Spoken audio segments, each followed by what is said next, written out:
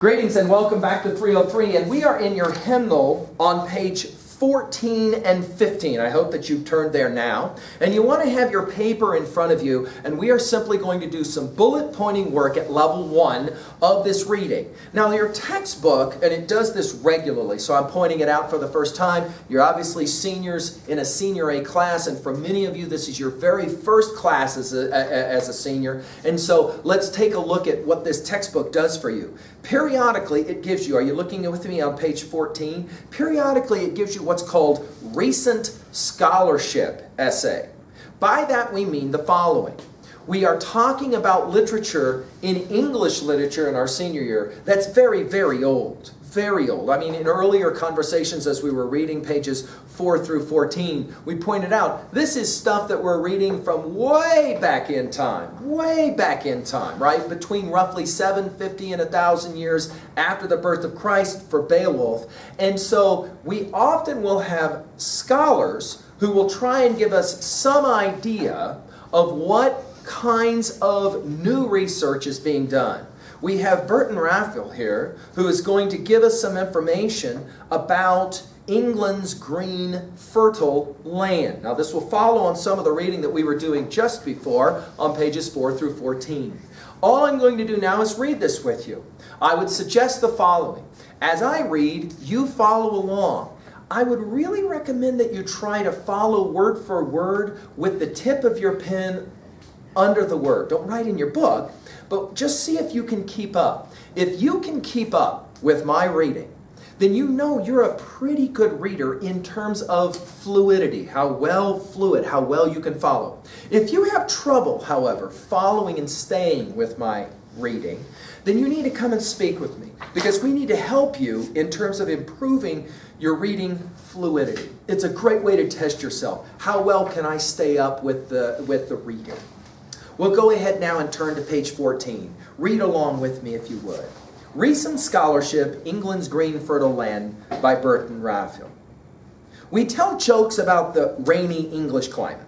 A warm ocean current brings that moisture and makes England the green fertile land it still is. When the last ice age ended, some 3,000 years ago, all across Europe, easy hunting ended with it. And people without rich pasturage and easy farming went hungry. The English Channel was not as broad as it is today, and wave after wave of immigrants came pouring across. Let's pause for a moment and write down a couple of observations from this paragraph. Notice that he says that there is a time some 3,000 years ago, they speculate, right, when the last ice age ended. The English Channel, let's write this down in our notes, is that body of water between England, which we pointed out in an earlier lecture, is basically just a small island, and the continent itself. That body of water in between is called the English Channel. Let's make an observation here that our scholar tells us that the distance between that English Channel distance was actually much more narrow many years ago, allowing for more immigrants, people, to move from the continent on to England itself. Let's now go to the heading Daily Life. And again, for each one of these headings, I just write it down. We'll jot down a couple of notes for each one of these, okay? Daily Life. Life for England's earliest settlers was in many ways much like that still lived in England as recently as the early 19th century. Cities were for the most part a thing of the future, though London was even then beginning to become a rich, bustling port. Let's jot down London, the most famous city in England. People lived on and by the land, which was worked by both men and women. Sheep were kept for their wool, pigs for their meat, chickens for their eggs. Most people raised a large percentage of the food they ate. Let's go ahead and write that down. There ain't no Blair's, there ain't no grocery store, so the only way you're eating often is what you grow, right? What you grow, what you produce. Now, of course, this is problematic because England as a land mass is a very small one. So as population starts to kick in, obviously there can be some issues in terms of scarcity, right? Most people raised a large percentage of the food they ate. There were no shops where one could buy such necessities as clothing woven and sewn by hand, though artisans like blacksmiths made tools and other metallic items. Most of the land was owned by nobles, both hereditary and newly created aristocrats, having been made counts and earls as kingly rewards. There were many kingdoms on the island now called England, and a good deal of quarreling between and among them. So let's jot down a couple of notes. England, for a long time, was a group of warring tribes and clans. Warring tribes and clans. Okay? Let's go to our next heading. Kings, lords, knights, and peasants. Society was hierarchical. That is, very little moved upward from the peasant level, and virtually everything proceeded downward from the nobility. Go back to those earlier notes that we took and that triangle or that pyramid. At the very top you had the nobility, at the very bottom you had the peasantry class. The peasantry class did not get to come up into the nobility. Okay?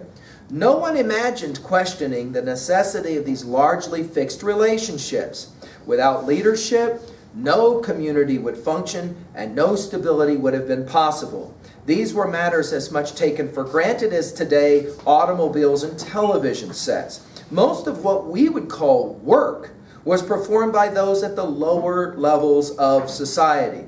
We have no direct testimony from them, but from drawings and paintings and surviving documents written by clergy or the minority of aristocrats who could read and write. There is a sense of relatively prosperous busyness.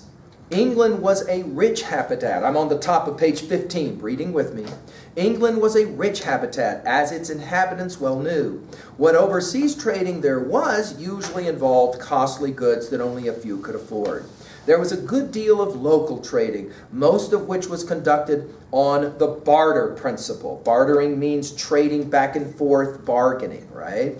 Aristocrats dressed elaborately and expensively. Most others dressed very plainly, both men and women wearing loose-fitting garments, very like what we today call smocks. People not only worked, but they played. There was a good deal of group dancing. The songs we call carols, in fact, begin as dance music. There were harvest and other agricultural festivals, and there were more solemn religious festivals. For both the secular and the holy festivals, there were other entertainments from storytelling to dramatic presentations. So let's jot down a couple of observations. These early English people loved to dance. They loved music. Some of us will point out in our notes, nothing has really changed, has it? Still today, right? People love music and they love dancing, don't they? Let's continue on page 15. Our next heading, From Many Kingdoms to One Nation. By the 9th century, I would write that down, by the 9th century, some unification of the country's many kingdoms had occurred. Alfred the Great was the most notable English ruler, though still not entirely in control. Let's write it down. Alfred the Great, one of the greatest kings in English history. Immigrants and Anglo-Saxon natives pulled and tugged at one another and continued to fight over the prosperous green land. It was William of Brittany in France who finally created as much unity as England was to know for almost another 500 years. In 1066 at the Battle of Hastings, William the Conqueror defeated an Anglo-Saxon opponent and became the increasingly powerful King of England.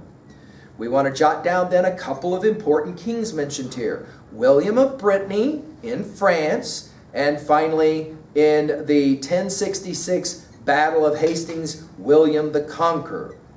Okay. The kind of feudal structure he enforced was based on close accounting of wealth, as reported at William's direction by the famous Doomsday Book. Let's write that down. The famous Doomsday Book was the way that William was able to determine who had the money. Doomsday Book. William's England, now a Norman French colony, was officially a French-speaking land. Indeed, English law courts employed French until the 16th century.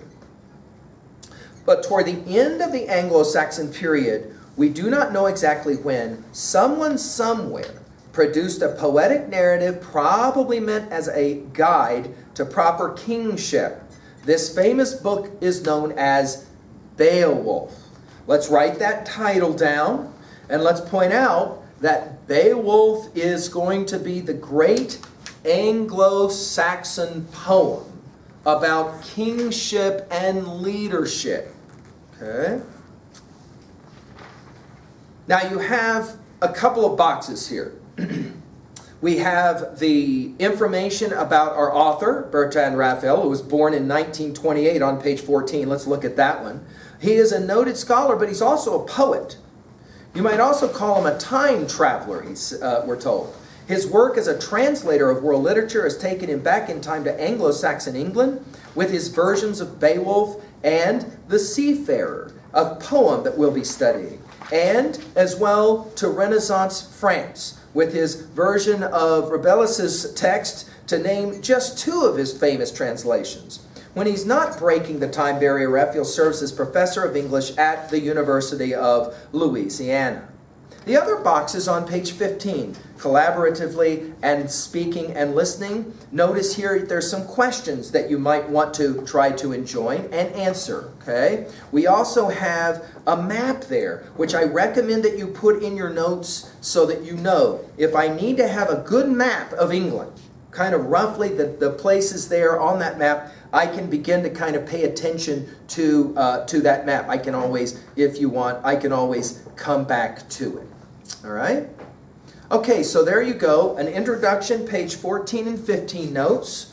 Make sure you study them for the exam that's coming. Thank you.